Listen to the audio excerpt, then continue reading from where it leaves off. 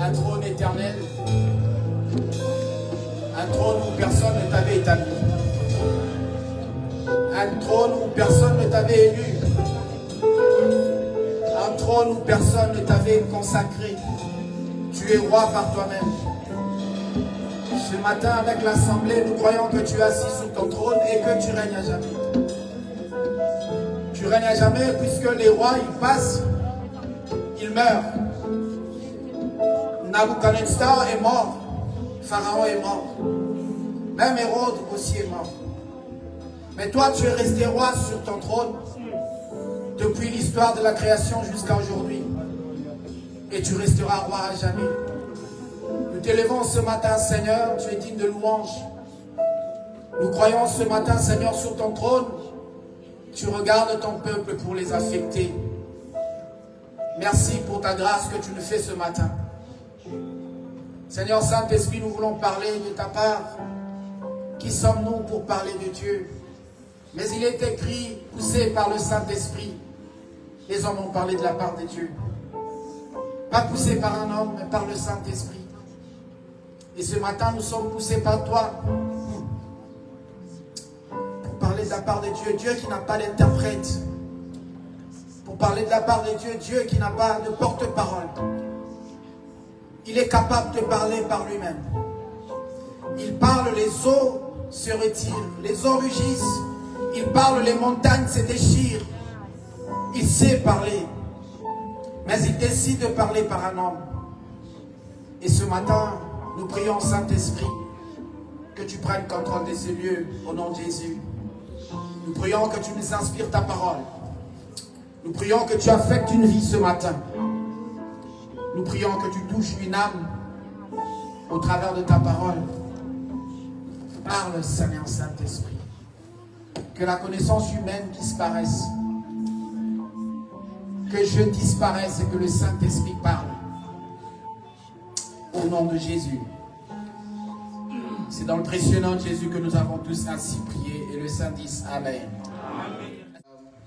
Je voudrais vous parler de la part du Seigneur ce matin, mais avant tout, j'aimerais m'acquitter d'un ordre de devoir, qui est celui de remercier mon pasteur, le pasteur principal de cette église. Ce n'est pas moi qui suis le pasteur, c'est quelqu'un d'autre. Et donc, c'est vrai qu'il ne m'a pas introduit parce que dans les règles apostoliques, c'est comme ça que ça se passe. Mais il me laisse monter sur cette chaire sans qu'il m'introduise, alors je vais l'introduire. Donc c'est lui le pasteur Anatole, le pasteur de cette église. Est-ce que nous pouvons acclamer pour lui pour l'honorer?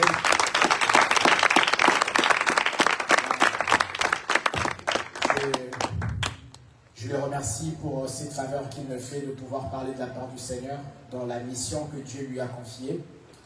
Et je remercie aussi Papa Marpassa pour son implication dans les choses que nous sommes en train d'effectuer en ces lieux. Je vous prie de pouvoir aussi l'applaudir pour l'honorer. Fais-le bien, honorons nos applaudissements. Merci au pasteur Richard, un homme de foi, un homme que Dieu a amené à l'église, qui quand il motive selon ses prédications, vous sentez qu'il porte la foi de Dieu en lui. Et nous voulons l'honorer aussi ce matin. Est-ce que nous pouvons applaudir pour lui? Gloire soit rendue à Dieu. Alléluia. Nous allons ouvrir nos Bibles dans le livre d'Exode. Exode chapitre 2. Exode chapitre 2, partons du verset 1. Un homme de la maison de Lévi avait pris pour femme une fille de Lévi. Cette femme devint enceinte et enfanta un fils. Elle vit qu'il était beau et elle le cacha pendant 3 mois. Ne pouvant plus le cacher, elle prit une caisse de jonc qu'elle induisit des bitumes et de poix. Elle y mit l'enfant et le déposa parmi les roseaux. Les roseaux sur le bord du fleuve. La sœur de l'enfant se tint quelque distance pour savoir ce qui lui arriverait. La fille de Pharaon descendit au fleuve pour se baigner et ses compagnes se promenèrent le long du fleuve. Elle aperçut la caisse où la caisse au milieu des roseaux, pardon, et elle envoya sa servante pour la prendre. Elle ouvrit et vit l'enfant. C'était un garçon, un petit garçon qui pleurait. Elle eut pitié et elle dit, c'est un enfant hébreu. Alors la sœur de l'enfant dit à la fille de Pharaon, veux-tu que j'aille te chercher une nourrice parmi les femmes hébreues pour allaiter cet enfant? Va, lui répondit la fille de Pharaon. Et la jeune fille alla chercher la mère de l'enfant. La fille de Pharaon lui dit, emporte cet enfant et allaite-le moi. Je te donnerai ton salaire. La femme prit l'enfant et s'en alla. Il allaita. Quand il eut grandi, elle amena à la fille de Pharaon et il fut pour elle comme un fils. Pas un fils, mais comme un fils. Elle lui donna le nom de Moïse, car elle dit, je l'ai retiré des eaux. 11. En ce temps-là, Moïse devint grand, s'y rendit vers ses frères et fut témoin de leurs pénibles travaux. Il vit un Égyptien qui frappait un Hébreu d'entre ses frères. Il regarda de côté et de l'autre, et voyant qu'il n'y avait personne, il tua l'Égyptien et le cacha dans le sable. Il sortit le jour suivant, et voici 2 Hébreux qui se querellaient. Il dit à celui qui avait tort, « Pourquoi frappes-tu ton prochain ?»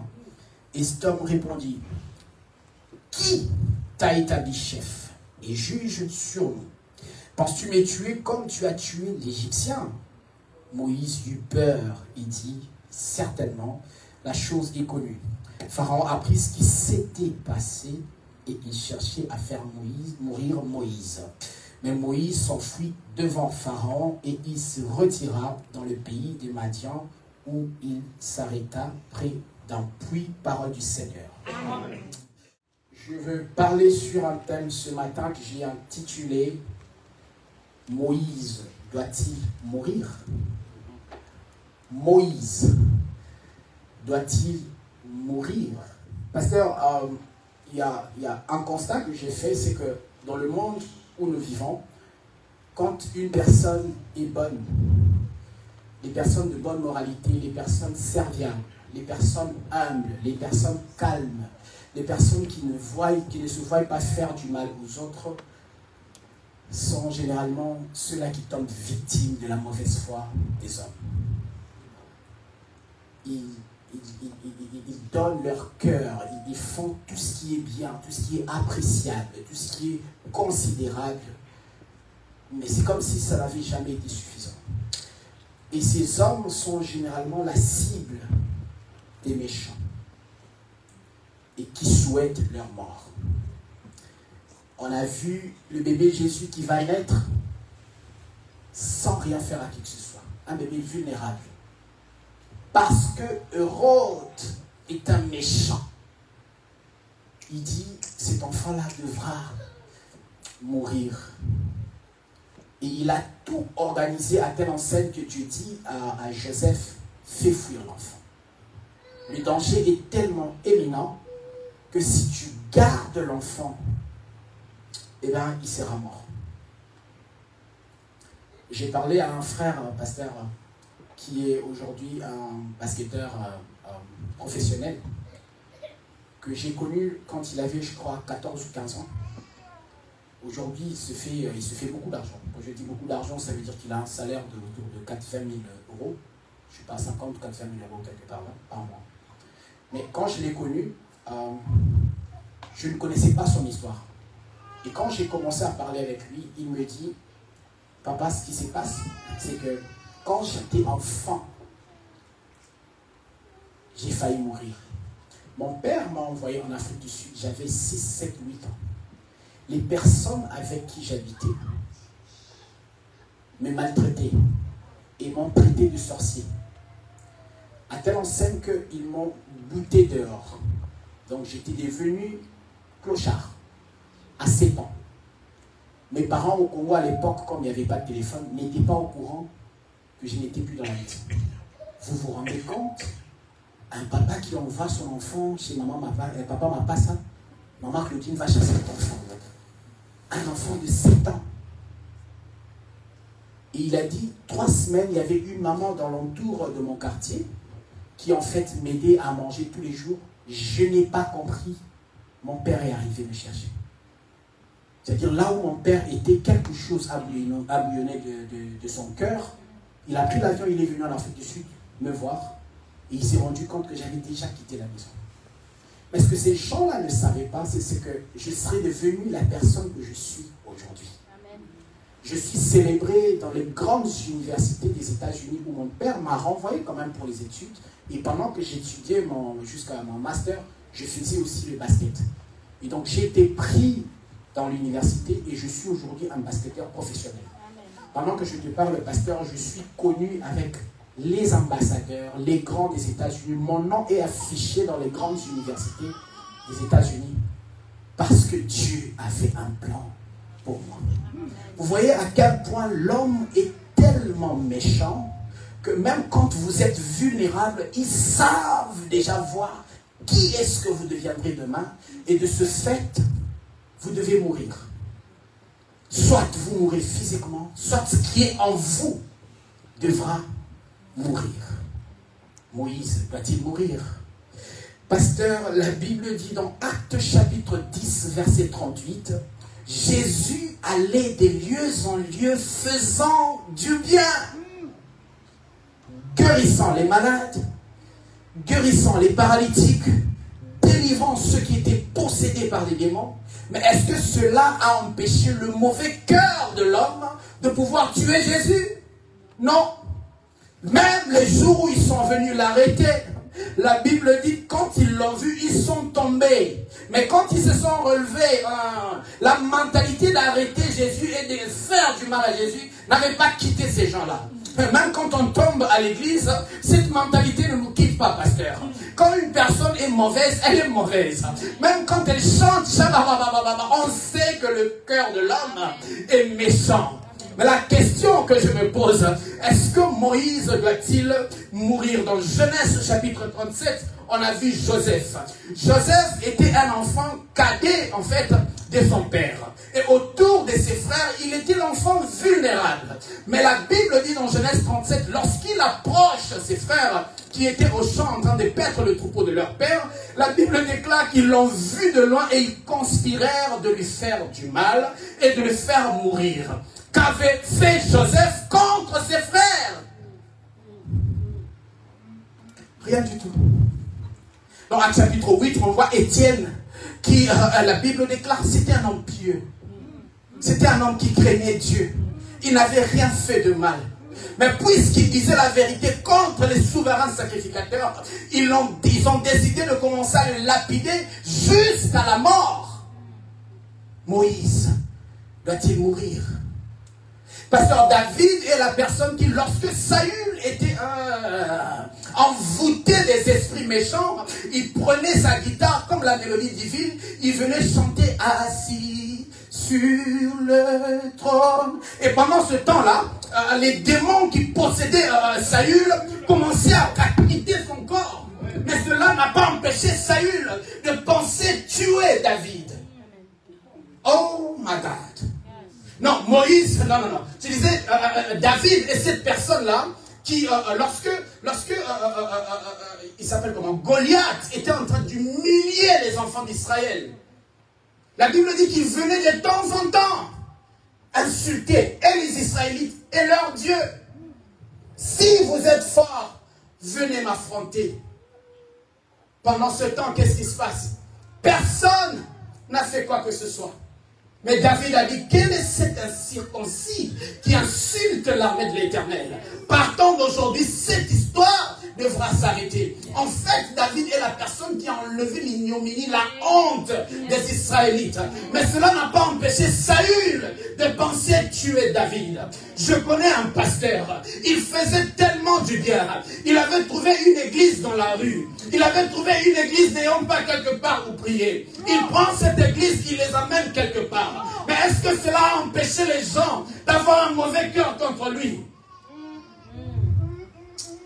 Moïse doit-il mourir? Tu veux me tuer? Qu'est-ce que je t'ai fait? qu'est-ce que j'ai pris de toi? Tu veux prendre mes bénédictions, qu'est-ce que moi, je t'ai fait? Chacun a sa chose de la part de Dieu. Dieu ne nous a pas créés avec des conflits, nous donnant des choses pour que nous soyons en train de nous disputer. Dieu a donné à chacun quelque chose. Je voudrais que vous sachiez que dans toutes les familles représentées en ce lieu ce matin, oh my God, je voudrais que vous connaissiez que il y a un Moïse dans toutes les familles représentées en ce lieu. Dis Amen. Amen. Oh, tu ne m'as pas entendu. Je disais que dis qu'il y a un Moïse dans toutes les familles représentées en ces lieux. Amen. Si ce n'est pas toi le Moïse, alors c'est ta femme. Si ce n'est pas ta femme, alors c'est ton fils. Si ce n'est pas ton fils, c'est ta fille. Mais même si ce ne sont pas tes enfants, ça sera tes petits-enfants. Parce que Dieu, dans sa manière d'opérer, il place toujours un Moïse. Un Moïse, c'est une personne qui va enlever la honte de la famille.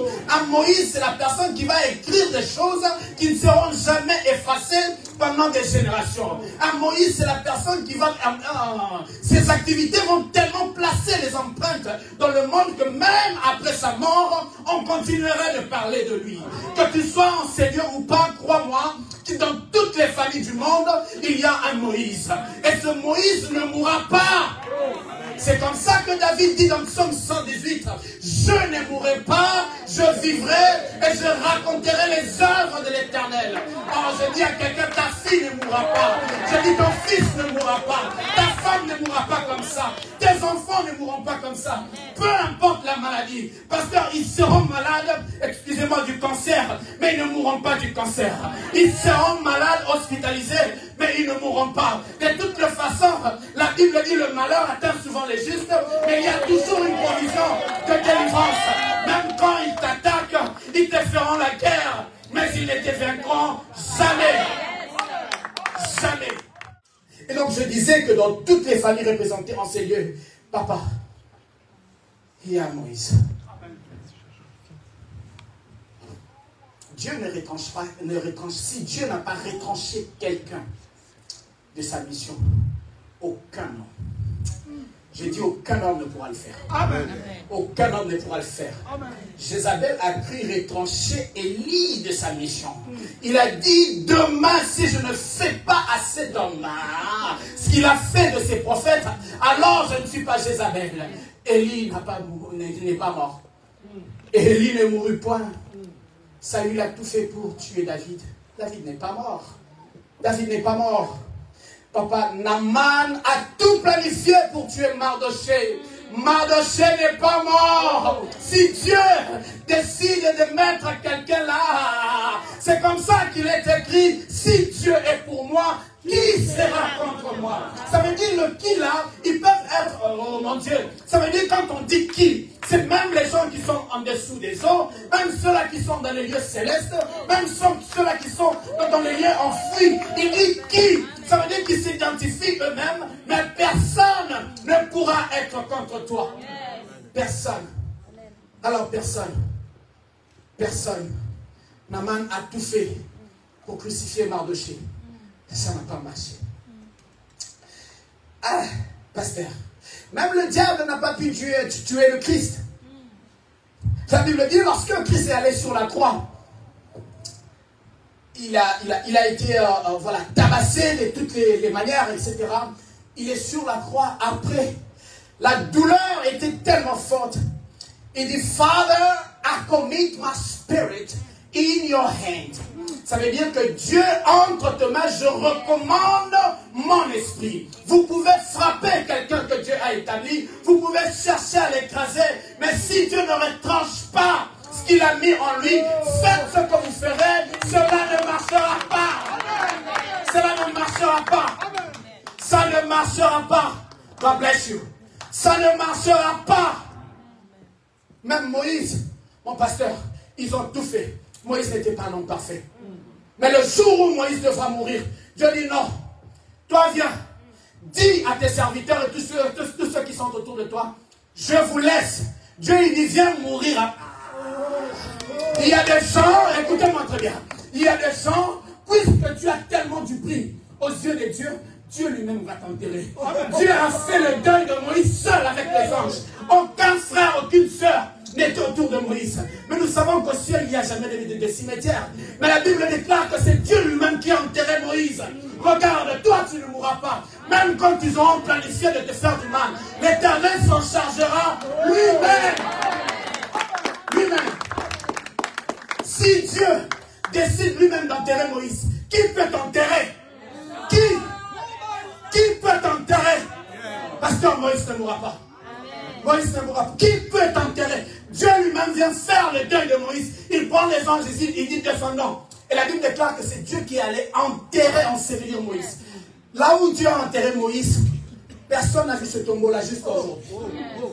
Oh my God. Qui était Moïse finalement? Ils te veulent du mal, mais ils ne pourront pas être toi. Ils te veulent du mal, ils ne pourront pas faire ce que toi tu fais. Vous voyez les choristes qui montent ici. Les choristes chantent, mais grâce à sa particularité. Gloria a sa particularité. Esther a sa particularité. Kétia a sa particularité. Eliona, Papa Paul, tout le monde a sa particularité. Ils veulent te faire du mal, mais ils ne pourront jamais être toi. Ils ne pourront jamais faire ce que toi tu fais. S'ils avaient tué Mardoché, qui aurait intercédé pour le peuple qui serait mort lorsque le roi avait décrété avec Naaman que ces gens-là devaient mourir? Ils te veulent du mal, ils ne peuvent pas intercéder comme toi. Ils te veulent du mal, ils ne peuvent même pas avoir le cœur que toi tu as d'aider les autres. Ils te veulent du mal, ils ne peuvent pas travailler d'arrache-pied comme tu le fais. Mais ils te veulent du mal. C'est pourquoi Dieu dit, tu ne mourras. Si Joseph était mort le jour où ses frères complotaient, qui allait les sauver et les recevoir en Égypte? Vous prenez des décisions, faire du mal aux autres, ne connaissant pas ce que Dieu prévoit pour demain. La personne qui est assise à côté de toi, tu ne sais pas le plan que Dieu porte pour lui. Tu ne sais pas jusqu'où Dieu est capable de l'amener. De ce fait, faites attention. Faites attention de faire du mal, surtout aux hommes qui approchent Dieu. Tu ne connais pas son histoire. Tu ne sais pas comment il va finir. Il peut ne pas avoir quelque chose en main. Pasteur, le jour où Jézabel est en train de suivre Moïse, Moïse n'avait ni maison, ni véhicule, ni quoi que ce soit. Il avait la prière dans la poche. Partout il courait, il avait la prière. Quand il va quelque part, il dit, et c'est la prière qui a produit des choses. C'est la prière qui l'a conduit chez l'aveugle de Sarepta. C'est la prière qui l'a amené à rencontrer Dieu. C'est la prière qui l'a amené à voir notre prophète. C'est la prière. Ils peuvent tout prendre. Élie, je disais Élie, excusez-moi. Ils ne prendront jamais ce que toi tu as. Ils ne le prendront pas. Il y a des gens qu'on ne touche pas. Tu n'as pas entendu. Il y a des gens qu'on ne touche pas. La sœur Myriam a voulu toucher à la personnalité de Moïse. La lèpre est tombée sur elle. Il y a des gens qu'on ne touche pas. La Bible dit, Dieu dit à l'amant, fais attention, de près ou de loin, ni en bien ni en mal, ne touche pas Jacob. Il y a des gens qu'on ne touche pas. Ils veulent te toucher. Est-ce qu'ils savent d'où tu viens? Est-ce qu'ils connaissent où tu vas? Est-ce qu'ils connaissent d'où tu viens? Ils étaient là. Où tu vas? Est-ce qu'ils savent? Et pourquoi ils te font du mal? Non, ils ne pourront pas. Non, dis avec moi, je ne mourrai pas. Dis le fort, je ne mourrai pas. Je vivrai. Je raconterai les œuvres de l'Éternel. Oh my God. Moïse. Maintenant, je vais prêcher. Maintenant, je vais prêcher. Ce qui se passe dans la lecture que nous avons lue ici, c'est qu'on parle de l'histoire de Moïse. Alors, Moïse est né pendant une période très difficile où les enfants d'Israël sont en train de subir de l'affliction, où ils sont écrasés, où ils sont marginalisés, traités vraiment avec une haine. Ils travaillaient avec beaucoup de peine, merci mon pasteur. Mais ce qui se passe, c'est que Moïse va naître. Moïse, c'est un garçon qui est né dans la même condition que tous les enfants hébreux mâles qui naissaient pendant cette période-là. Merci. Tous tous les enfants mâles. La Bible nous donne une illustration de sa naissance. Il est né, sa mère va prendre Moïse et va la cacher. Ça veut dire que pendant cette période, toutes les femmes hébreues qui pensaient protéger leurs enfants, ce qu'elles faisaient, c'est qu'elles prenaient leurs enfants et les cachaient. Malheureusement, on ne peut pas cacher un enfant pendant très longtemps, parce que lorsque l'enfant est en train de grandir, il voudra commencer à crawler. Tu crawles, c'est quoi? À ramper, je ne sais pas. Ouais, ça en français, là. Donc ça peut ça comment? Voilà. À ramper. Quand l'enfant va ramper, vous allez devoir commencer à crier, l'enfant va pleurer, etc. Sa voix va ressortir à l'extérieur. C'était difficile de cacher un enfant comme ça. C'était difficile. Très difficile même. Très difficile. Mais la maman de Moïse prend le risque. Je ne sais pas quand ce n'était pas la maman de Moïse, que faisaient d'autres femmes quand elles devaient protéger leurs enfants. Je suis sûr que c'était la même procédure. Mais l'enfant Moïse va être livré à son propre sort. À son propre sort. Je l'ai gardé pendant 3 mois, mais je ne peux plus faire mieux. Elle prend un panier, elle met l'enfant à l'intérieur.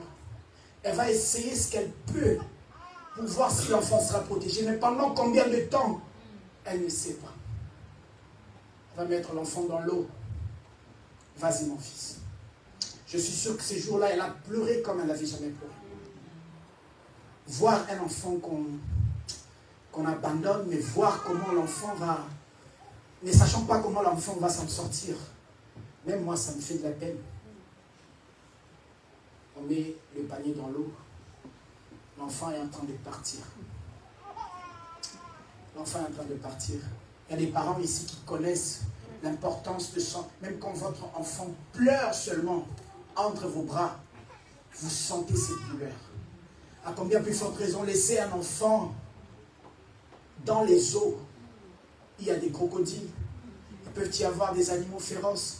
Ça veut dire qu'on a livré l'enfant à la mort. Moïse va-t-il mourir? Point d'interrogation. Point d'interrogation. Et donc, Moïse se retrouve dans cette situation-là. Quand elle grandit un peu, elle va habiter dans la maison de la fille de Pharaon. La fille de Pharaon, ce n'est pas sa mère. Moïse va habiter dans une maison d'accueil. Qu'est-ce que ça fait mal de vivre avec les parents qui ne t'ont pas donné naissance? Ils peuvent prétendre te donner tout l'amour qu'ils veulent. Il y a quelque chose qui va toujours manquer. J'ai été dans des familles où mes parents n'étaient pas là. Je connais exactement ce que je dis. On va t'élever par un oncle. Tout ce qu'il fait. Et des fois, vous avez un enfant de 6, 7, 8 ans qui a des choses qui lui entrent dans son cœur, mais qui ne sait quoi dire à qui. Un enfant traumatisé depuis son jeune âge. Et l'enfant pleure. Vous lui demandez qu'est-ce qui se passe, l'enfant dit non, rien. Il a des choses qu'il ne sait pas exprimer. C'est ça Moïse. Il est en train de grandir. Il évolue. Je ne sais pas qui lui avait dit que toi tu n'étais pas égyptien. La Bible dit qu'il est allé voir ses frères qui travaillaient dans des travaux pénibles. Il va les voir et voyant ce qui se passait au milieu d'eux, il voit une sorte d'injustice. Ce Moïse qui devait mourir porte en lui 2 choses. Il est chef et il est juge. Ah, tu ne m'as pas entendu, je vais aller de ce côté. Il porte en lui l'incarnation d'un chef, mais aussi il est juge. Amen. À telle enseigne que lorsqu'il voit l'injustice se passer au milieu de ses frères, c'est vrai qu'ils étaient des milliers à traverser ces choses. Il dit, je n'attendrai pas longtemps, je vais défendre ceux-là que je pourrais au moins défendre, même si je ne serai pas en mesure de faire tout. Il regarde son frère qui se battait avec un Égyptien. Il va tuer l'Égyptien. La Bible dit qu'il a couvert de sable. Son propre frère, autre que celui qu'il avait défendu, vient lui dire plus tard, quand tu vas appliquer la même chose,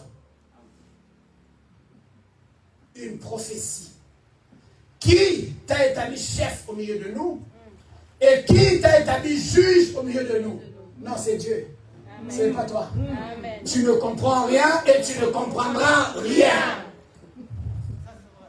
Moïse a entendu cela. Il est allé se cacher. Pharaon, quand il entend ça, cet enfant a grandi dans cette maison. Il a mangé ma nourriture. Il est allé à l'école avec les frères de Pharaon. Pourquoi va-t-il commencer à tuer les Égyptiens? Alors c'est un enfant dangereux. Il faut le tuer. Moïse doit-il mourir? Non. Moïse ne mourra pas. Moïse s'enfuit. Le Moïse qui va s'enfuir, c'est celui qui, quand il rencontre les 7 filles des sacrificateurs des Madians en train de puiser l'eau, et à chaque fois que ces femmes puisaient de l'eau, ce qui se passait, c'est que les bergers venaient aussi avec leurs troupeaux pour puiser l'eau. Puisque c'est des femmes qui sont considérées comme des êtres faibles, donc il frappait ces femmes-là, il les brutalisait, tout ça, il prenait. Moïse a dit non.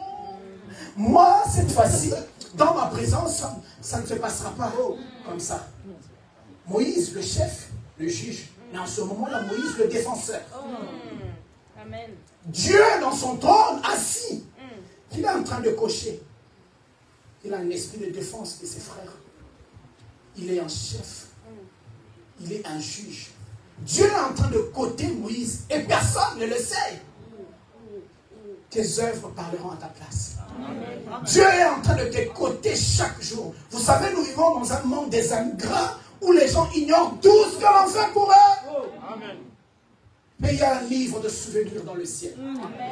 Il y a un livre, le livre que le roi a ouvert lorsqu'on voulait faire du mal à Mardochée. Il a ouvert ce livre et dit, qu'est-ce qu'on peut faire de bon à cet homme? Un jour te concernant, Dieu ouvrira le livre. Il se souviendra de tes bienfaits. Moïse, en ce moment, est défenseur. Quand il défend, il va vivre dans la maison de son beau-père. Vous savez, il y a des hommes quand... C'est la femme là, il est prêt à tout. Et donc, d'une autre manière, il est en train de payer sa dot. Parce que quand les parents de ces filles-là ont entendu que les filles, elles reviennent, le papa, il dit, mais qu'est-ce qui fait que vous venez aujourd'hui avant?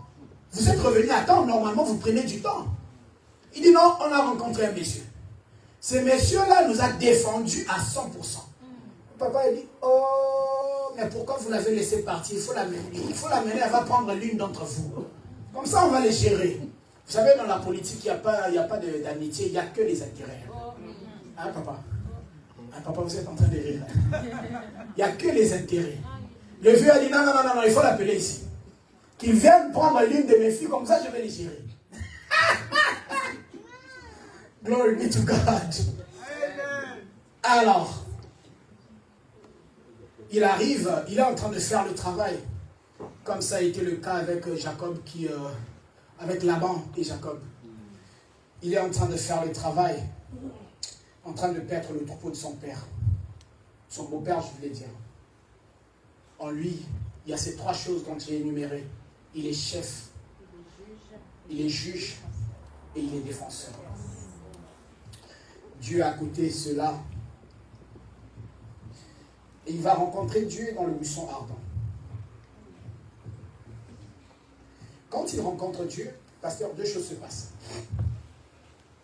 Dans Exode chapitre 1, on explique comment Moïse est issu d'un père lévite. Et lévite, si vous voulez, et d'une mère lévite. Lévi est un enfant que son père n'a pas béni. Parce qu'en lui, il y avait la colère, l'esprit de vengeance. Qu'est-ce qui s'est passé? C'est que Lévi et son frère Siméon sont allés attaquer un camp de gens qui avaient prétendu faire une paix avec leur père parce que ces derniers avaient violé leur sœur Dina.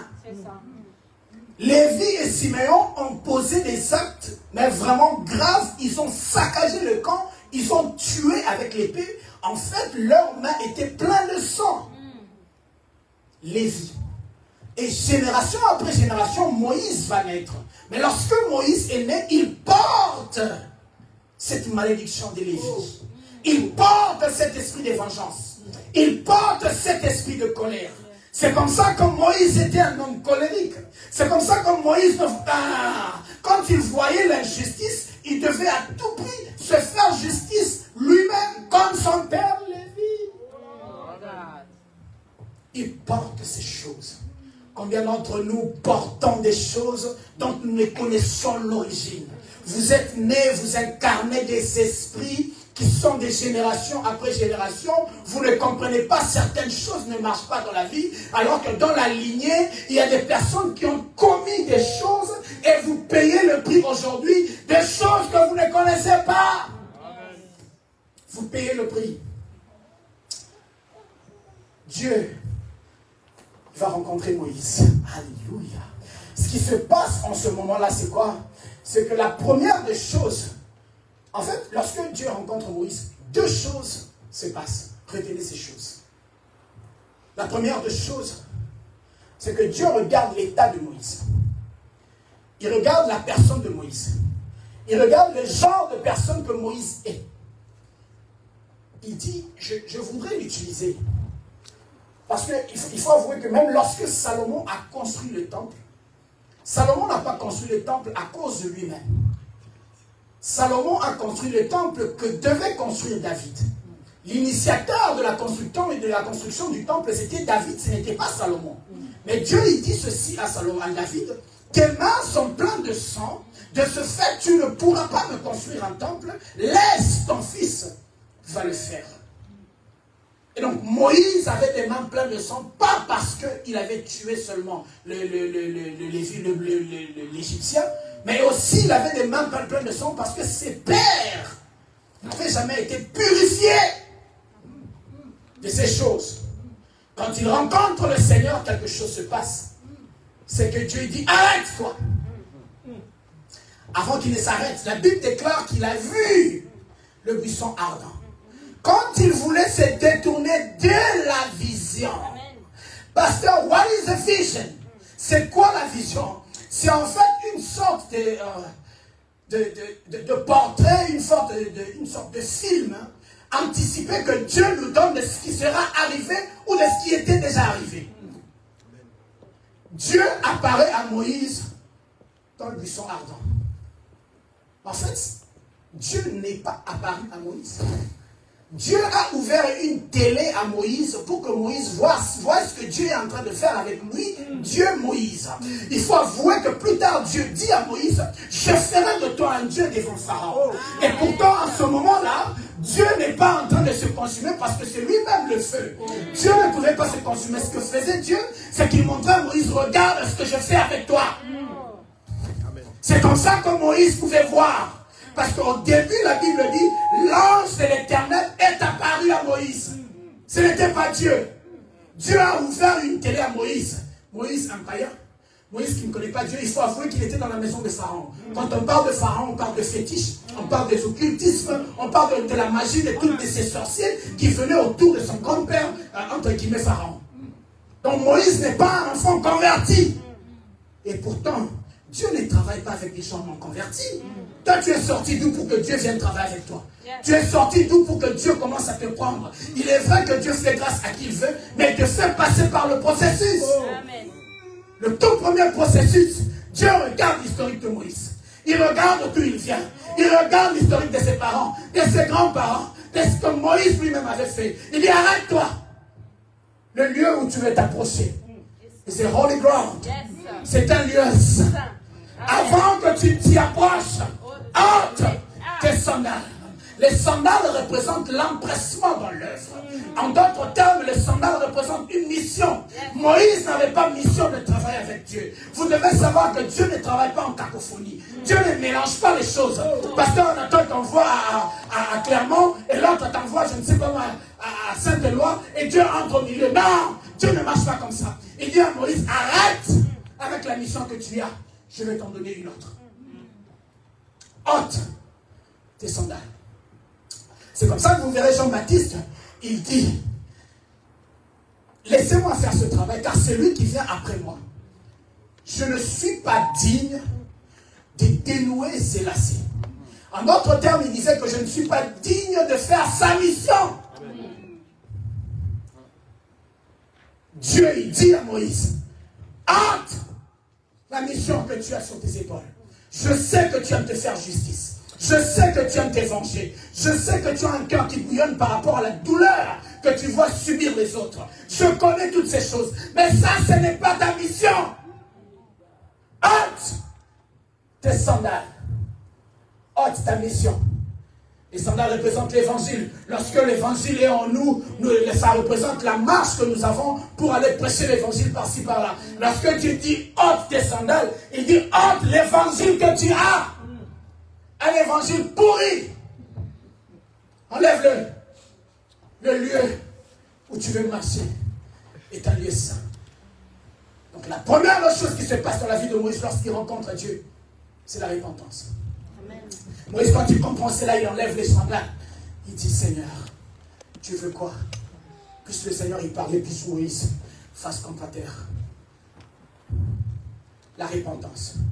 Il est très pertinent de savoir qu'on peut bien être épargné de la mort, de toutes les calamités, des œuvres du diable. Mais s'il n'y a pas une repentance, il y aura un moment où Dieu ne pourra plus nous couvrir. Amen. Ah, tu n'as pas entendu, je vais aller discuter. J'ai dit, il est vrai qu'on peut vivre sous la grâce. Mais s'il n'y a pas vraie repentance, après un moment, Dieu ne pourra plus te couvrir. Il dit à Moïse, je comprends le sens de ton travail. Je comprends le sens des choses que tu aimes faire. Mais les gens te blâment. Les gens disent de toi que tu es un meurtre. Et tu le sais que tu es un meurtre. Les gens disent de toi que tu fais des choses graves. Toi, tu vas tabasser les gens, tu t'es fait justice. Je voudrais t'utiliser. Enlève-moi tes sandales. Enlève-moi ces choses. Ôte tes sandales. Moïse les enlève. Et Dieu commence à s'approcher encore plus de lui. Y a-t-il quelqu'un en ces lieux qui veut redonner sa vie à Christ et qui croit qu'une repentance vraie et sincère vaut la vie éternelle? Que cette personne lève sa main. Oui, lève ta main. Venir à l'église ne va pas te sauver, c'est ta repentance qui va te sauver. Amen. Venir dans la maison de Dieu ne te sauvera pas, c'est ta repentance qui va te sauver. Lève ta main, je vais prier avec toi. Même si tu as cru au Seigneur, mais tu as dégradé par ton comportement, par quoi que ce soit, lève ta main, je vais prier avec toi. Le Seigneur te fait appel.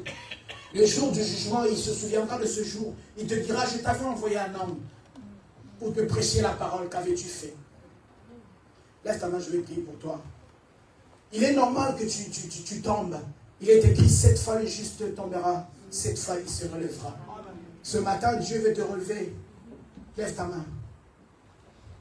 Prie pour moi, Seigneur Jésus.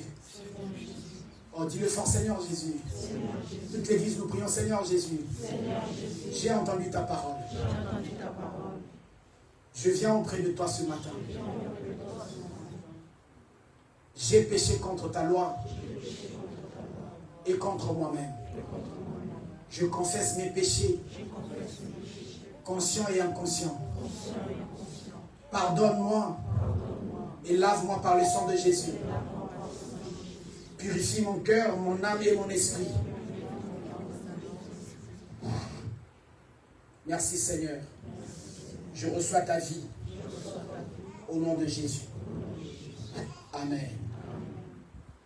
Ôte tes sandales. Ôte tes sandales. Un changement radical va commencer à avoir lieu dans la vie de Moïse alors qu'il approche le Seigneur. Donc la première des choses, c'était la repentance. La deuxième des choses, c'est la délivrance. Vous savez, Dieu est un Dieu qui opère par le feu. Dieu, c'est un Dieu qui démontre son jugement par le feu. Lorsque Moïse, il voit le feu de Dieu, il voit la présence de Dieu. 2, il voit la démonstration de la puissance de Dieu. 3, Dieu est en train d'établir son jugement comme il l'a fait avec les prophètes de Baal. Le jugement de Dieu était pour scinder et séparer ce qu'il y avait de Dieu et ce qui n'avait pas de Dieu. Donc lorsque nous voyons le feu, c'est comme ça que lorsque Daniel est jeté dans la fournaise au feu, Dieu établit son jugement pour montrer aux hommes, lui c'est une personne différente. En fait, même quand vous prenez les matières précieuses comme de l'or par exemple, ce qui se passe c'est que l'or doit passer par le feu pour être éprouvé. Si tu ne passes pas par le feu, comment penses-tu être éprouvé? Dieu il dit à Moïse, regarde à la télé ce que je vais faire avec toi. Je te fais passer par le feu. Comme ça ils ne diront plus demain que tu as été meurtre. Ils ne diront plus demain que tu es méchant. Ils ne diront plus demain que tu as fait ceci, cela. Je pose la question à Dieu, Seigneur. En Égypte, ceux-là qui connaissaient les grands-pères, les grands-parents, la lignée de Jacob, n'étaient-ils pas dignes de sauver les Israélites que Moïse? Dieu a dit oui, que Moïse, c'est pourquoi il ne mourra pas. Les gens disent de toi, regarde-moi Nana. Nana, je l'ai connue quand elle avait 15 ans. Aujourd'hui, Dieu va utiliser que Nana, pas toi. Ah, tu ne m'as pas entendu. Ma Marie, Dieu va n'utiliser que toi. Ils vont dire, nous la connaissons. D'ailleurs, elle n'a pas fait ça d'ailleurs. Dieu n'est pas là-bas. Dieu est avec toi et il veut se servir de toi. C'est lui qui prend les pierres inutiles. C'est lui qui prend les personnes viles, les personnes qui ne font rien, et qui les fait asseoir avec les grands. À cause de Dieu, Dieu va te faire asseoir avec les grands. Ils vont citer tout ton passé. Dieu n'est pas dans le passé. Il a dit dans sa parole, ne vous souvenez plus des événements du passé. Ils veulent incriminer Moïse. Moïse, toi, nous connaissons tes œuvres. Moïse n'est plus là-bas. Moïse a rencontré Dieu dans le feu. Moïse est l'or qui est en train de traverser le feu. Moïse est l'or que Dieu est en train de purifier par le feu. Moïse est l'or que Dieu est en train de faire briller par le feu. Moïse est l'or que Dieu est en train de redonner la valeur par le feu. Amen. Ils t'insultent pour rien. Ils n'ont pas pu t'écraser quand tu étais petit. Ils ne pourront pas t'écraser aujourd'hui. Ah, tout ce qu'ils ont planifié, leur complot, finiront par être complot. Ça ne va produire zéro. Zéro. Je dis zéro. Pasteur Moïse est en train de passer par le feu. Il passe par le feu. En lui, Dieu est en train de passer une délivrance forte. Dieu est en train de briser tout ce qui n'était pas de lui. Il est en train de détruire tout ce qui n'est pas de lui. Le feu te distingue. C'est le feu qui te fait briller. C'est le feu qui t'honore. C'est le feu qui te purifie. C'est le feu. Jean-Baptiste il dit, pasteur, Christ arrive. Moi, je vous baptise d'eau. Mais celui qui vient après moi, je ne suis pas digne de dénouer ses sandales. Ça veut dire, je ne suis pas digne de faire sa mission. Mais lui, quand il viendra, il vous baptisera de l'Esprit et... Oh, tu n'as pas dit ça. Il vous baptisera de l'Esprit et...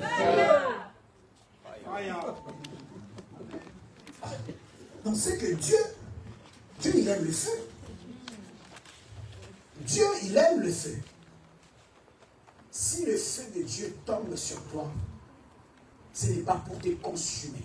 C'est comme ça qu'il est écrit, lorsque tu traverseras les eaux ne te submergeront point. Lorsque tu traverseras le feu ne te consumera point.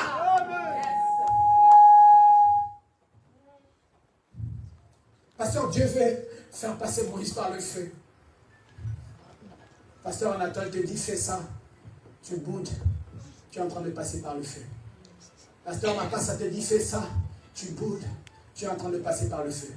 Moïse est sous-entendu être petit-fils du roi.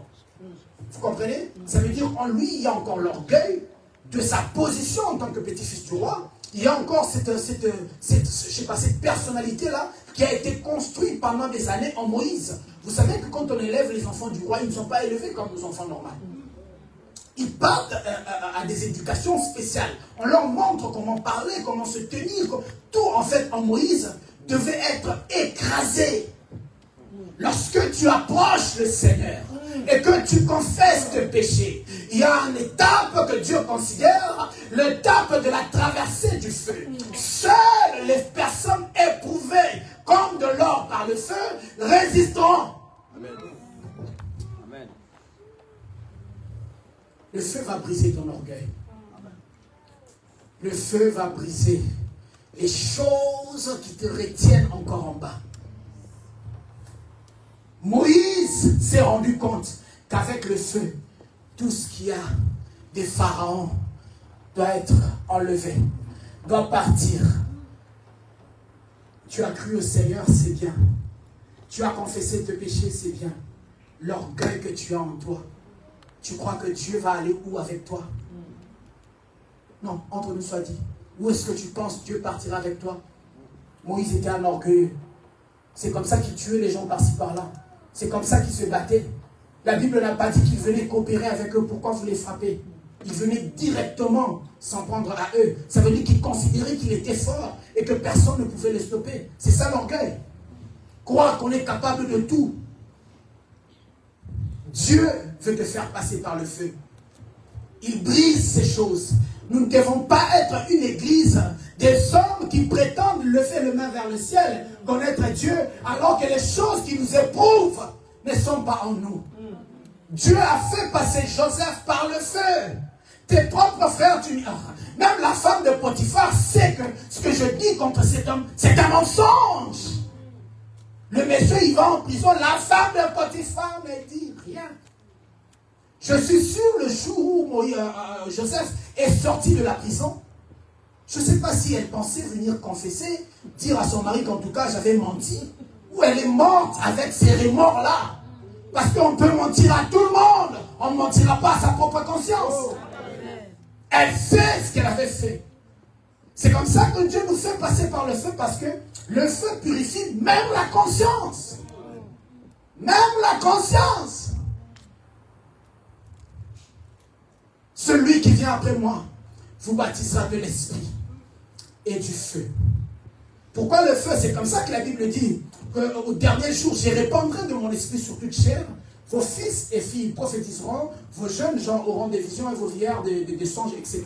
Il parle de la venue et de la force qu'aura le Saint-Esprit pour un travail de temps dernier. Et ce travail-là ne sera qu'un travail effectué par le feu. Dieu te fait passer par le feu aujourd'hui pour que tu ne brûles pas dans le feu demain. Amen. Ah, tu m'as pas entendu. Amen. Dieu te fait passer par le feu aujourd'hui pour que tu ne sois pas consumé demain par le feu éternel. Amen. Que les œuvres mortes commencent à tomber. Amen. Que les œuvres mortes tombent. Les querelles inutiles. Les choses qui ne sont pas de Dieu, commencez à les faire tomber. Les mensonges, parce que vous savez, il y a des gens qui savent mentir. Vous vous posez la question, mais qu'est-ce qui se passe avec cette personne? Il y a des mensonges et mensonges. Quelqu'un vient, il dit, non, j'ai rencontré Papa Mapass à Kwanera, alors que Papa Mapass est au Congo. Moi, je l'ai vu. Et des personnes comme ça sont tout le temps crues. Ouais, il a raison, sinon il n'allait pas dire ça. Que ces œuvres mortes commencent à tomber. Amen. Lorsque tu traverses le feu, Dieu est en train de t'apporter une transformation. Pas pour que tu restes la même personne, mais pour que tu brilles. Lorsque l'or traverse le feu, c'est pour que ça brille plus. Amen. Il n'y a pas que la repentance. On devra passer par le feu. Tu ne passes pas par le feu. Dieu est un Dieu qui n'agit que par le feu. Vous savez, j'ai déjà dit ça, pasteur, lorsque Daniel se retrouve dans la fournaise au feu, ce que Pharaon et sa maison ne connaissent pas, c'est que Daniel est passé par le feu avant qu'il n'entre dans le feu. Lorsqu'on l'amène dans la maison du roi, on lui dit, tu vas manger avec le roi. Tu vas être bien, tout sera bien avec toi. All right. Il dit non. Moi, je ne mangerai pas ces choses-là. Moi, je vais manger les herbes. Le monsieur a commencé à passer par le feu avant qu'on le fasse passer par le feu. Il a brûlé son corps. Comme l'apôtre Paul, il dit, je traite durement mon corps. Je vous ai dit une fois, il y a un pasteur qui disait, quand je gêne, j'entre dans la baignoire avec de l'eau froide, je vais faire souffrir mon corps. Parce que ce corps ne peut pas me dominer. Vous comprenez? Il entre dans de l'eau froide, il met des glaçons, il dit, il rentre là-bas, il tremblote comme ça, mais je suis en train de faire d'écraser la résistance de ce corps, parce que ce corps t'envoie à l'alcool, ce corps t'envoie à des choses impures, ce corps t'envoie à la drogue, à toutes ces choses-là. Alors il faut l'écraser. Vous savez que lorsque nous gênons, en fait, nous faisons souffrir le corps. Nous disons au corps, ce que toi tu demandes, nous ne te l'accordons pas. Nous allons faire ce que nous, l'esprit, nous demande. Et donc, Daniel avait déjà ce comportement de se faire souffrir avant que l'homme ne lui fasse souffrir. C'est comme ça qu'il y a des gens, dès leur bas âge, Dieu te fait passer par des moments durs pour que quand tu grandiras, les autres te font du mal, ils ne comprennent pas. Oh, mais il n'est pas secoué. Non, il a commencé à connaître ces choses depuis son jeune âge. Depuis son bas âge, il connaît l'importance de ne pas rester avec ses propres parents. Il connaît l'importance de ne pas être soutenu par les gens de sa famille. De toutes les façons, la Bible dit que l'homme aura pour ennemi les gens de sa propre maison. Donc on sait déjà que nous avons des ennemis partout. Et donc il évolue comme ça. Vous savez que les gens qui sont puissants sont généralement les gens qui vivent seuls.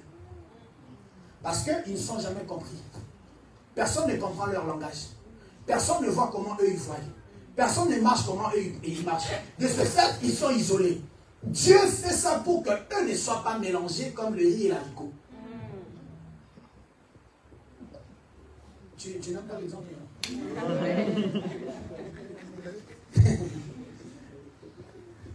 Dieu veut te faire passer par le feu ce matin. Est-ce que tu peux t'élever dans la présence de Dieu? Je veux que tu dises à Dieu, Seigneur, s'il y a quelque chose de toi qui n'est pas de toi en moi, enlève-le. La Bible dit que toute plante que mon Père n'a pas semée sera déracinée et jetée dans le feu. S'il y a quelque chose qui n'est pas de toi en moi, Seigneur, je n'ai pas dit à Dieu coupe-le, dis arrache-le. Ça veut dire que ces choses ressortent de leurs racines. S'il y a quelque chose qui n'est pas de toi en moi, Seigneur, arrache-le.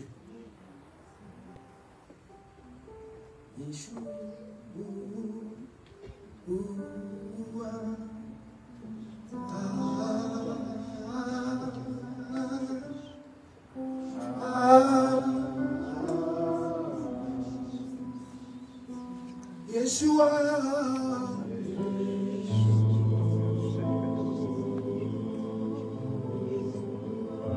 Oh, yes. Whoa! Whoa!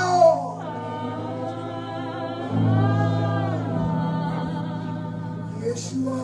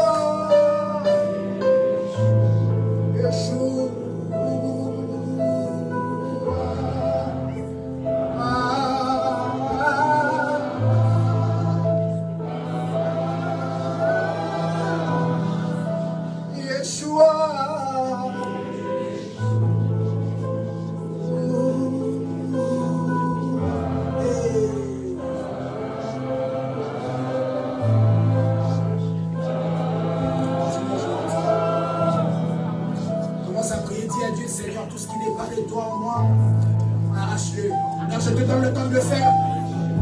Tu n'auras peut-être pas le temps de le faire demain. Fais-le aujourd'hui. Que tout ce qui n'est pas de toi en moi, arrache-le. Si c'est l'immoralité, arrache-le, Seigneur. J'ai passé du temps, je n'arrive pas à laisser tomber ces choses. J'ai passé du temps, je n'arrive pas à arrêter avec la masturbation. J'ai passé du temps, je n'arrive pas à arrêter avec le mensonge. Les gens me voient, mais toi tu connais d'où je suis. Arrache-le, Seigneur. Arrache-le, oh Dieu. Arrache tout ce qui n'est pas de toi en moi. Arrache-le, Seigneur. Arrache l'orgueil. Arrache. Arrache, Seigneur. Que tout ce qui n'est pas de toi meure. Que tout ce qui n'est pas de toi en moi disparaisse. Hey. Je ne te vois pas bien prier. Ça concerne ta vie.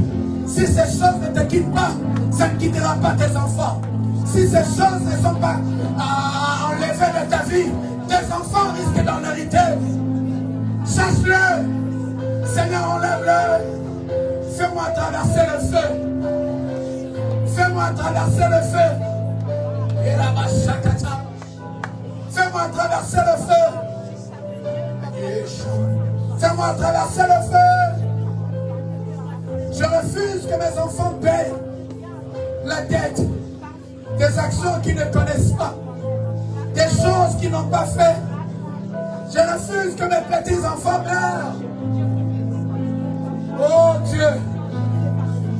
Oh Dieu. Oh Dieu. Oh Dieu. Que toute plante que mon père n'a pas semée soit déracinée, jetée dans le feu. Soit déracinée, jetée dans le feu.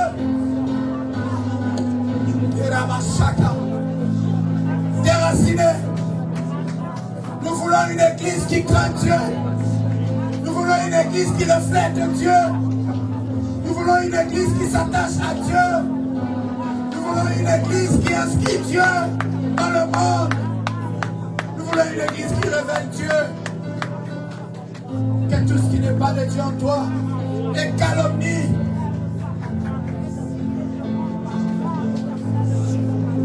Que le mal te quitte. Que le mal te quitte. Que le mal te quitte. Écoute. Écoute. Lorsque Moïse a rencontré Dieu, Dieu lui a donné une nouvelle mission. Tu as clairement mais précisément dans cette église. Dis à Dieu, Seigneur, je suis là, donne-moi ta mission. La Bible dit, la moisson elle est grande, mais il y a peu d'ouvriers. Dis, Seigneur, me voici, je m'offre à toi. Donne-moi ta mission, je veux le faire. Donne-moi ta mission, je suis prêt à le faire maintenant. Maintenant que tu as pardonné mes péchés, maintenant que tu m'as fait traverser le feu, maintenant que tu as arraché tout ce qui n'était pas de toi en moi, donne-moi ta mission, je suis libre. Si c'est chanter, je viendrai chanter. Si c'est nettoyer la salle, je viendrai le faire. Si c'est servir Dieu avec mes biens, je le ferai. Si c'est servir Dieu avec mon temps, je le ferai. Je suis là, Seigneur, sers-toi de moi. Sers-toi de moi, fais de moi une nouvelle personne maintenant. Donne-moi une nouvelle connotation. Prie au nom de Jésus.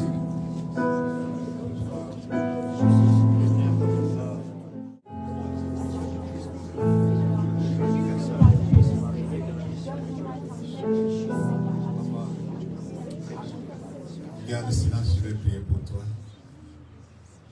L'Éternel, notre Dieu et notre Père, nous venons encore une fois auprès de toi, toi qui connais la fin des choses depuis le commencement. Seigneur, beaucoup d'entre nous avons été déjà déclarés morts. Mais toi, tu nous as fait vivre, Seigneur. Tu nous as redonné la vie. Et notre vie est cachée en toi. Oui, Moïse ne mourra pas. Moïse vivra. Moïse servira l'Éternel. Moïse ira jusqu'à la fin de sa mission. Moïse fera sortir ton peuple de l'Égypte. Moïse fera des miracles devant Pharaon. Oui, Moïse traversera la mer Rouge. Seigneur, c'est ce que tu as voulu. Et nous voici devant toi. Ésaïe a dit, j'ai entendu une voix qui sortait du trône. La voix disait, qui enverrai-je? Qui marchera pour nous? Et je n'ai pas hésité, j'ai dit, me voici, envoie-moi. L'Éternel des armées, dans cette école, c'est notre Dieu que tu veux former, ce que tu as appelé et tu as mis à part. Nous voulons que ta volonté soit faite. Nous te laissons la place, nous voulons, Seigneur notre Dieu, que personne sorte de ces lieux, c'est notre Dieu, sans toutefois obtenir ce qui lui vient de Dieu. Au nom de Jésus. Merci notre Père, notre Dieu. Tu as écouté les prières de tes enfants. Tu as écouté la prière de ton serviteur que tu as oint ce matin pour pouvoir nous communiquer cette parole puissante. Je le recommande entre tes mains, Seigneur. Sois avec mon bien-aimé du ciel.